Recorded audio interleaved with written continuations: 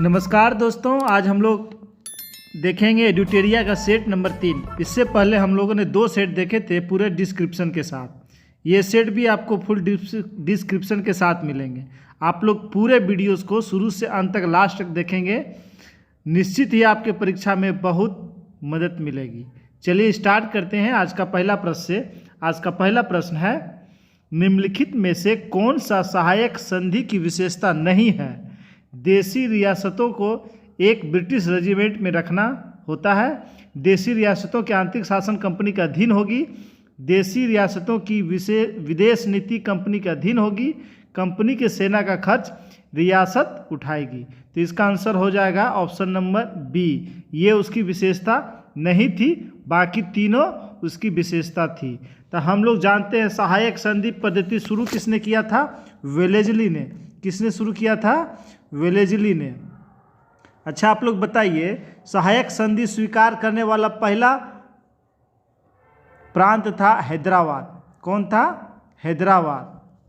हैदराबाद, मैसूर। हैदराबाद कब स्वीकार किया था? 1798 ईस्वी में।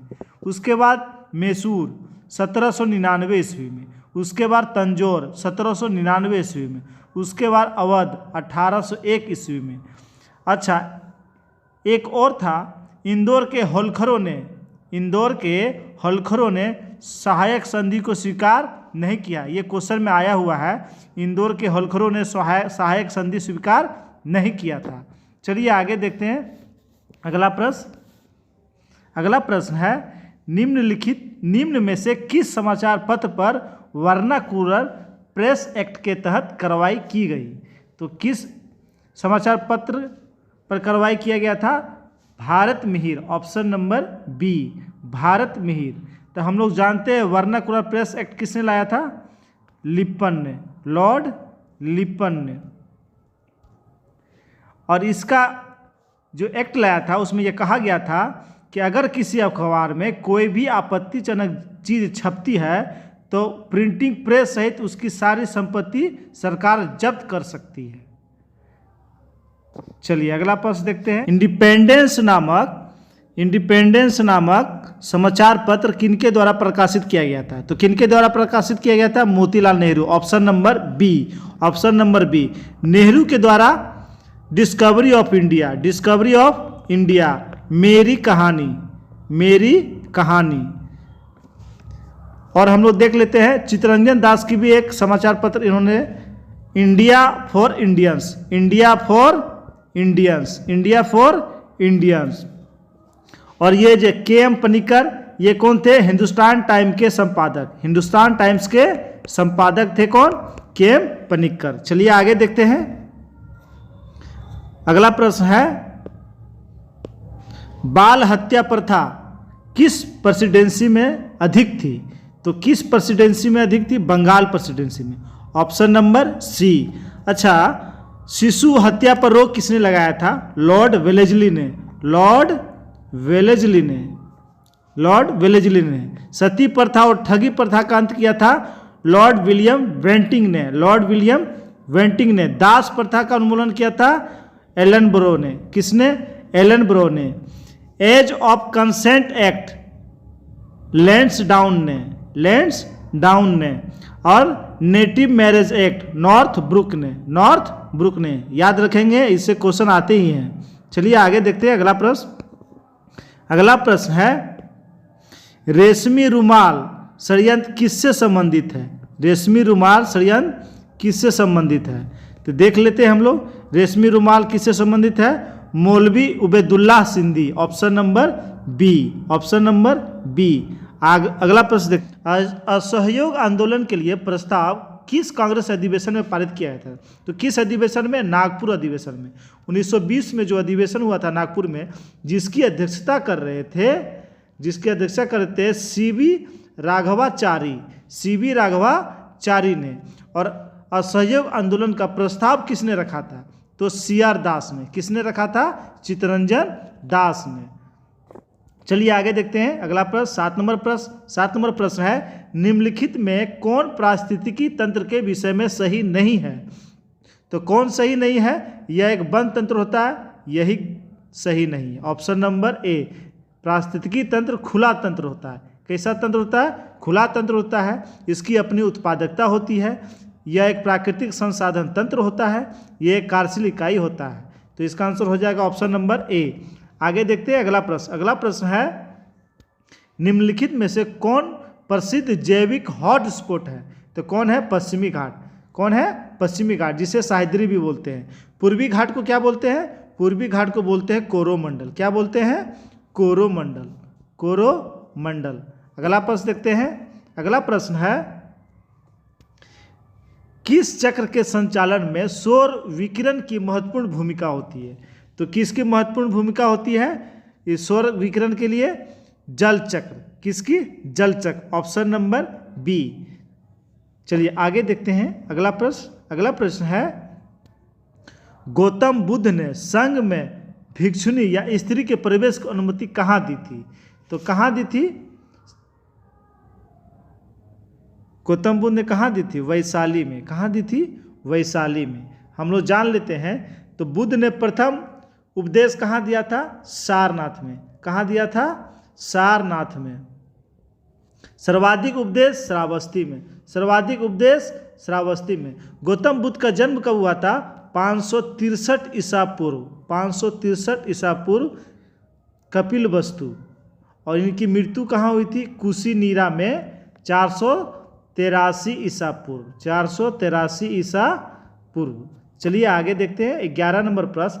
11 नंबर प्रश्न है भारत के किस क्षेत्र में सर्वाधिक दैनिक तापांतर पाया जाता है?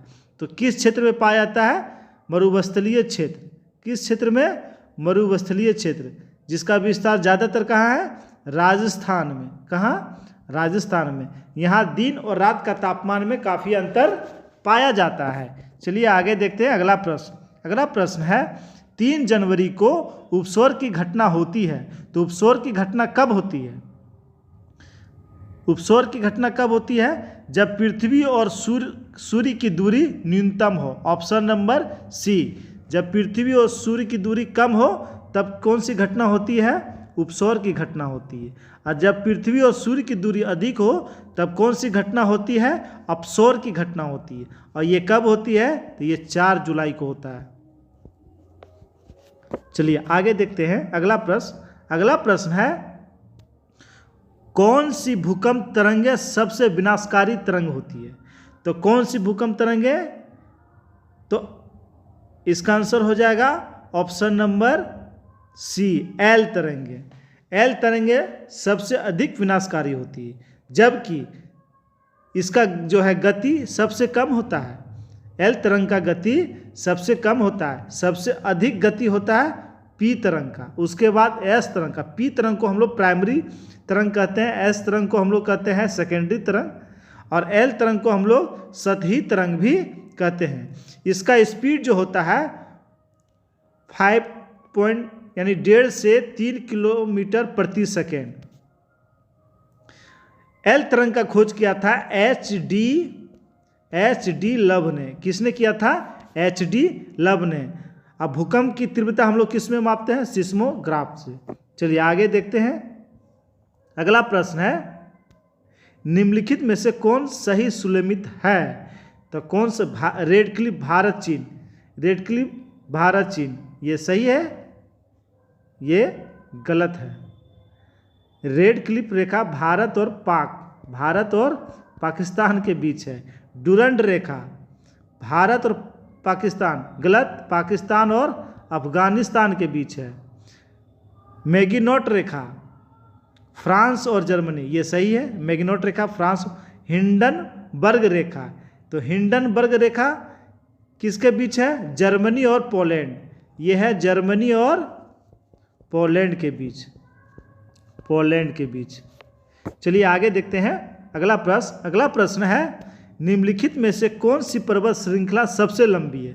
तो कौन सी पर्वत श्रृंखला सबसे लंबी है? Andes. Option number D, Andes. यह किस महादेश में है? तो यह है दक्षिणी अमेरिका। दक्षिणी अमेरिका।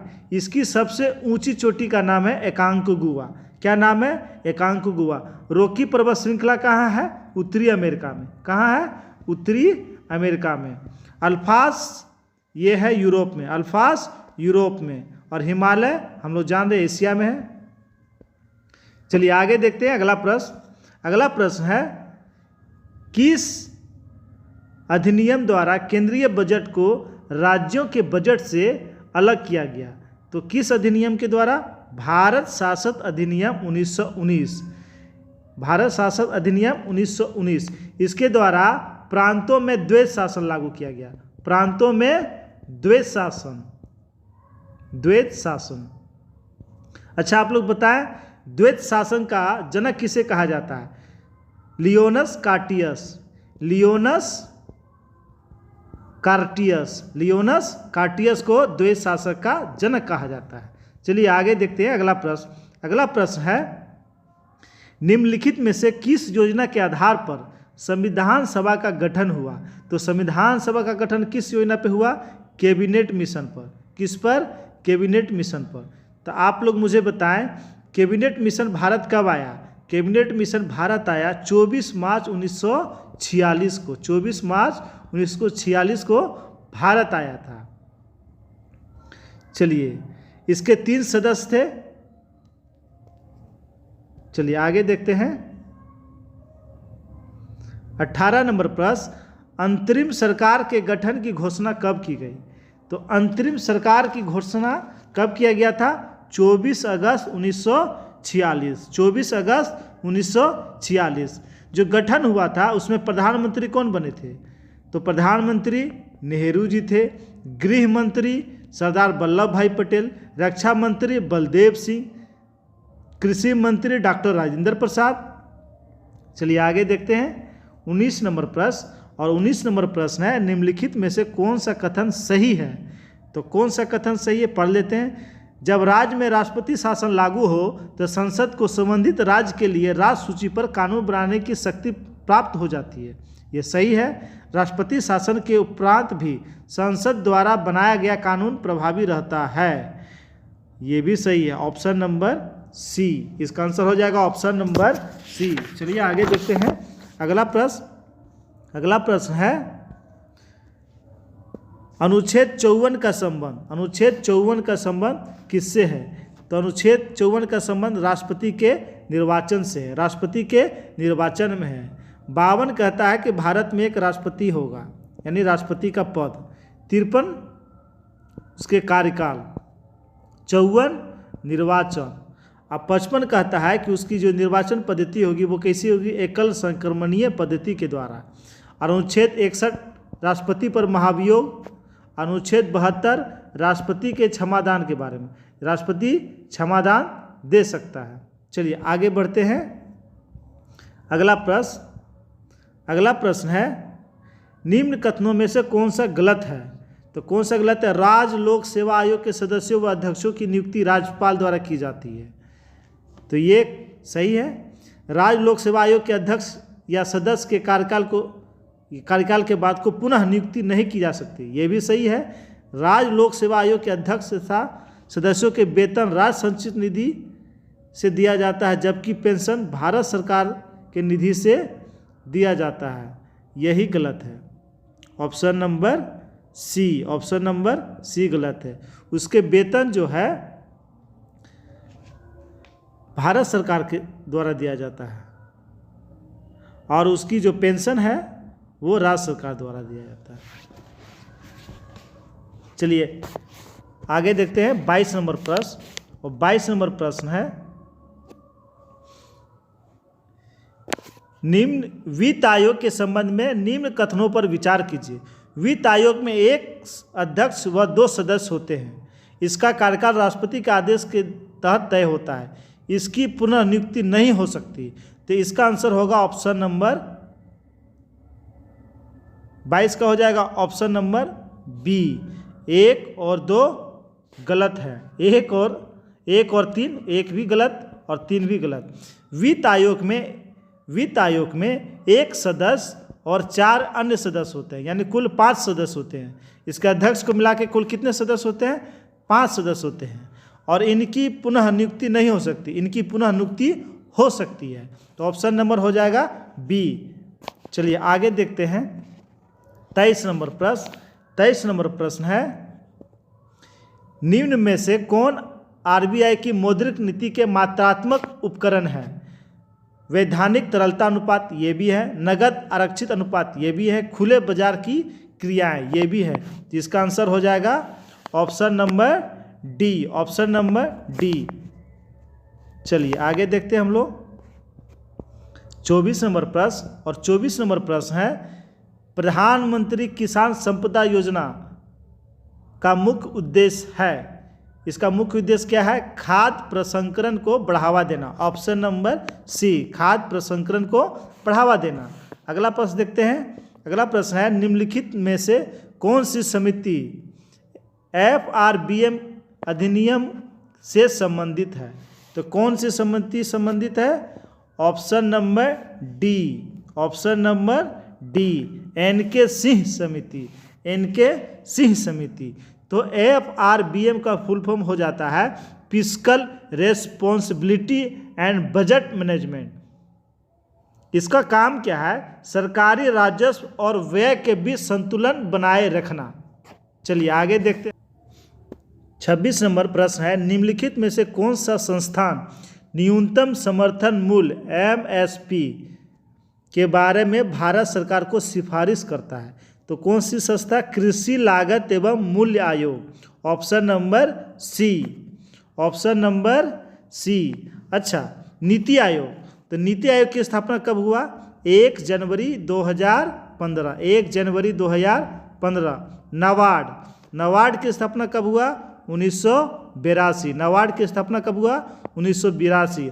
और भारतीय कृषि अनुसंधान परिषद का गठन कब हुआ था? 1929 में, 1929 में, याद रखेंगे आप लोग। चलिए आगे देखते हैं 27वां क्वेश्चन। 27वां क्वेश्चन है, सीता अध्यक्ष का संबंध था। तो सीता अध्यक्ष का संबंध किससे था? भूमि कर विभाग से, भूमि कर विभाग से। खालसा भूमि किसे कहा जाता था? खालसा भूमि कहा जाता था बादशाह के नियंत्रण वाले भूमि को खालसा भूमि कहा जाता था। जागीर किसे कहा जाता था? वेतन के बदले जो भूमि दी जाती थी उसे क्या कहा जाता था? जागीर। मददे मास का किसे कहा जाता था? अनुदान में दी गई भूमि को मददे मास कहा जाता था। चलिए आगे देखते हैं 28 नंबर प्रश्न। 28 नंबर प्रश्न है, निम्न कश्मीर के क्षेत्रीय इतिहास का सजीव वर्णन मिलता है, किसमें मिलता है? राज तरंगिणी में। ऑप्शन नंबर डी, जिसके रचयिता कौन थे? कल्हण, रचयिता कल्हण। कल्हण किसके दरबार में रहते थे? जय सिम्हा के दरबार में, जय सिम्हा के दरबार में। चलिए आगे देखते हैं हम लोग अगला प्रश्न 29 नंबर प्रश्न, सिजदा व पेबोस प्रथाओं की शुरुआत निम्न में से किसने किया? बहुत बार एग्जाम में पूछा गया। बलबन ने किया। किसने किया? बलबन ने किया। बलबन ने और क्या किया? बलबन ने नवरोज त्यौहार प्रारंभ किया, नवरोज त्यौहार प्रारंभ किया। चिहलगानी का अंत किया, चिहलगानी का अंत किया।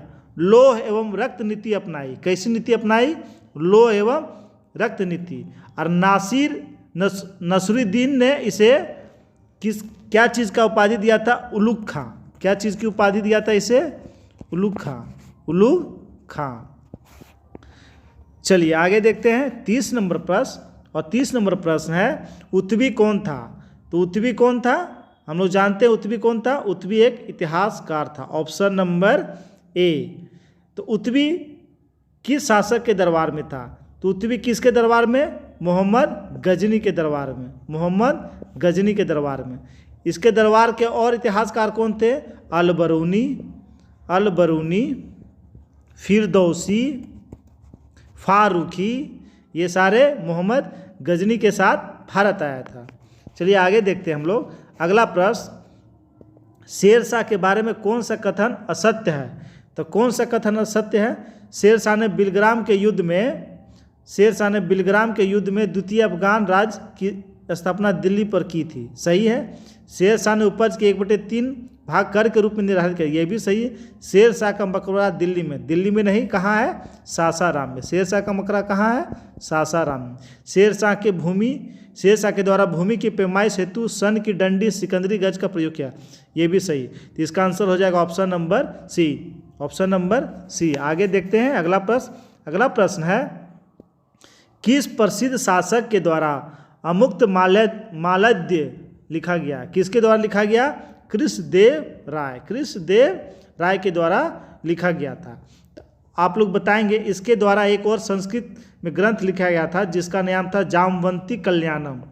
जामवती कल्याणम। इसके समय में 2 विदेशी यात्री भी आए थे। उसका नाम क्या था? डोइंग पायस और बारबोसा। डोइंग पायस और बारबोसा। देवराय प्रथम के समय कौन आया था? निकोली काटी।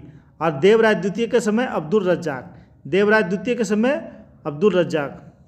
और नूनीज आया था अच्युत राय के समय में। नूनीज आया था अच्युत राय के समय में। चलिए आगे देखते हैं। अगला प्रश्न, दिल्ली सल्तनत के सभी सुल्तानों में सर्वाधिक समय तक शासन निम्नलिखित में से किसने किया? किस शासक ने सर्वाधिक समय तक शासन किया? तो शासक की जब बात होगी तो बहलोल लोदी, जो लोदी वंश का संस्थापक था।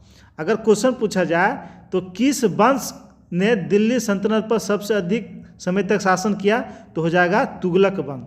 क्या हो जाएगा? तुगलक वंश। जब शासक पूछा जाए तो बहलोल लोदी। चलिए आगे देखते हैं 34 नंबर प्रश्न। 34 नंबर प्रश्न है, निम्नलिखित में से कौन सा पदार्थ केंद्रक में सर्वाधिक मात्रा में पाया जाता है? तो क्या पाया जाता है? प्रोटीन। क्या पाया जाता है? प्रोटीन। अगला प्रश्न देखते हैं।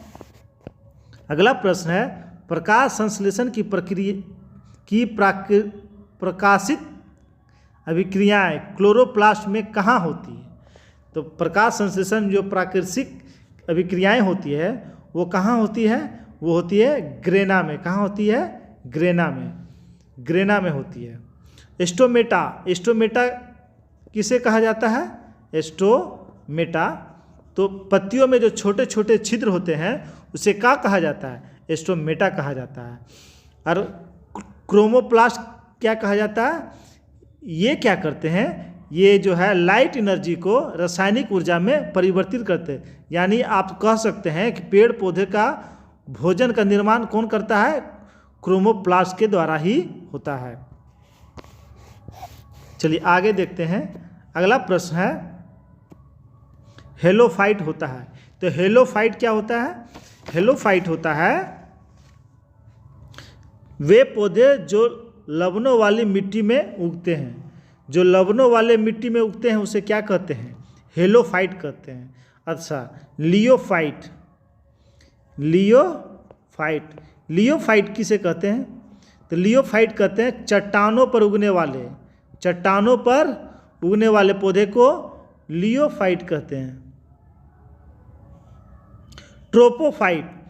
ट्रोपोफाइट कहते हैं उस कटिबंधीय जलवायु में उगने वाले पौधे को।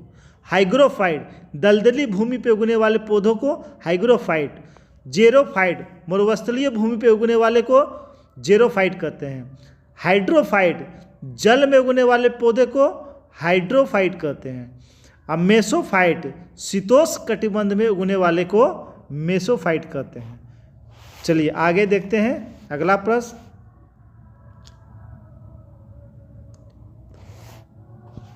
अगला प्रश्न है, निम्नलिखित में से कौन सा टेस्ट एड्स के लिए किया जाता है? तो कौन सा टेस्ट एड्स के लिए किया जाता है? PCR, RIBA, CD4, ELISA. तो इसका आंसर हो जाएगा ऑप्शन नंबर डी, 1, 3 और 4। ये तीनों टेस्ट किसकी जांच के लिए किया जाता है? एड्स की जांच के लिए। चलिए आगे देखते हैं हम लोग। अगला प्रश्न 38 नंबर प्रश्न है, कौन सा रुधिर प्लाज्मा में कोई एंटीबॉडी नहीं होता है? तो किसमें एंटीबॉडीज नहीं होता है? AB ग्रुप में। किसमें? AB ग्रुप में। इसमें एंटीजन पाया जाता है। एंटीबॉडी किसमें पाया जाता है? O में। एंटीबॉडी किसमें पाया जाता है? O में। AB को कहते हैं सर्वाग्राही और O को कहते हैं सर्वदाता समूह। चलिए आगे देखते हैं। तो आप लोग बताएं, रक्त परिसंचरण की खोज किसने किया था? विलियम हॉर्वे ने। आगे देखते हैं हम लोग 39 नंबर प्रश्न है, ट्रिपल वैक्सीन DPT में कौन एक नहीं है? तो ये 3 चीज़ के लिए एक ही वैक्सीन है, तो किसके लिए नहीं है? तो ये इसका आंसर हो जाएगा ऑप्शन नंबर बी, ये पीलिया के लिए नहीं है। डिप्थीरिया, परटूसिस और टिटनस, इसकी एक ही वैक्सीन है जिसका नाम है DPT। चलिए आगे देखते हैं अगला प्रश्न। अगला प्रश्न है, अल्फा कण का द्रव्यमान हीलियम के एक अणु के बराबर होता है। इसके आवेश किसके बराबर होते हैं? तो इसके आवेश किसके बराबर होते हैं? तो 2 प्रोटॉन के बराबर। किसके बराबर? 2 प्रोटॉन के बराबर। चलिए आगे देखते हैं अगला प्रश्न। अगला प्रश्न है, न्यूटन के किस गतिकी नियम से बल का व्यंजन प्राप्त होता है? तो हम लोग जानते हैं द्वितीय गतिकी नियम से, न्यूटन के दूसरे गति के नियम से बल का व्यंजन प्राप्त होता है। प्रथम गति के नियम से बल की परिभाषा मिलती है, बल की परिभाषा मिलती है। चलिए आगे देखते हैं हम लोग 42 नंबर प्रश्न। 42 नंबर प्रश्न है, सिलिकॉन, जर्मेनियम, कार्बन आदि पदार्थों की प्रतिरोधकता ताप बढ़ने पे क्या होती है? तो ताप बढ़ने पर ये सारे की प्रतिरोधकता क्या होती है? ये सारे की प्रतिरोधकता घटती है। क्या होती है? घटती है। जबकि अर्धचालक की प्रतिरोधकता ताप बढ़ने पे बढ़ती है, ताप बढ़ने पे बढ़ती है। चलिए आगे देखते हैं हम लोग। अगला प्रश्न है, निम्न में से किस तत्व का सर्वाधिक समस्थानिक होता है? तो किस तत्व का सर्वाधिक समस्थानिक होता है? पोलेनियम का। किसका? पोलेनियम का। लिथियम सबसे हल्की धातु और सबसे कम घनत्व होता है लिथियम का।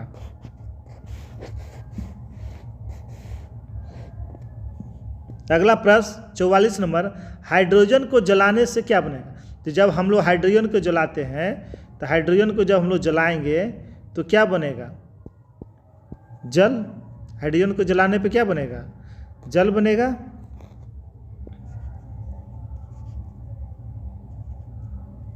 चलिए आगे देखते हैं हम लोग। ग्रेफिन होता है, तो ग्रेफिन क्या होता है? ग्रेफिन क्या होता है? कार्बन का नैनो प्रतिरूप को हम लोग क्या कहते हैं? ग्रेफिन। कार्बन के नैनो प्रतिरूप को हम लोग क्या कहते हैं? ग्रेफिन कहते हैं। चलिए आगे देखते हैं हम लोग 46 नंबर प्रश्न, और है विश्व रक्तदान दिवस। विश्व रक्तदान दिवस कब मनाते हैं? 14 जून को। कब मनाते हैं? 14 जून को। 8 मई को हम लोग क्या मनाते हैं? विश्व रेड क्रॉस दिवस। विश्व रेड क्रॉस दिवस। 12 मई को हम लोग क्या मनाते हैं? विश्व नर्स दिवस। विश्व नर्स दिवस। 22 मई को हम लोग क्या मनाते हैं? जैव विविधता दिवस। जैव विविधता दिवस। चलिए आगे देखते हैं हम लोग 47 नंबर प्रश्न, और 47 नंबर प्रश्न है मैचिंग का। तो इसमें है, प्लाज्मा अनुसंधान संस्थान गांधीनगर। कहाँ है? गांधीनगर। राष्ट्रीय समुद्री विज्ञान संस्थान कहाँ है? पणजी में। कहाँ है? पणजी में। केंद्रीय खाद्य प्रौद्योगिकी अनुसंधान संस्थान मैसूर में। कहाँ है? मैसूर में। और भारत मौसम विज्ञान संस्थान, ये कहाँ है? दिल्ली में। कहाँ है? दिल्ली में। चलिए आगे देखते हैं हम लोग 48 नंबर प्रश्न। 48 नंबर प्रश्न है, 48 नंबर प्रश्न है, पंचरात्र का संबंध किस धर्म से है? तो किस धर्म से है पंचरात्र का संबंध? ऑप्शन नंबर ए, वैष्णव धर्म से। ए, वैष्णव धर्म से। आगे देखते हैं हम लोग 49 नंबर प्रश्न, और 49 नंबर प्रश्न है, एकमात्र भारतीय जिसे रसायन के क्षेत्र में नोबेल पुरस्कार प्रदान किया गया था, वो थे Venkatraman Ramakrishnan. Option number A. Hargobind Khorana को भी DNA हेलिक्स मॉडल के लिए नोबेल पुरस्कार मिला था। चलिए आगे देखते हैं हम लोग आज का अंतिम प्रश्न, और आज का अंतिम प्रश्न है, भारतीय नौसेना की पहली महिला पायलट लेफ्टिनेंट शिवांगी स्वरूप बनी, वो किस राज्य की रहने वाली थी? तो ये किस राज्य की रहने वाली थी? ये बिहार के रहने वाली थी। ऑप्शन नंबर ए। ये था आज का 50 क्वेश्चन का सेट नंबर 3 एडुटेरिया का। आप लोग को अगर अच्छा लगा होगा तो इसे आप लोग दोस्तों को शेयर करेंगे। धन्यवाद।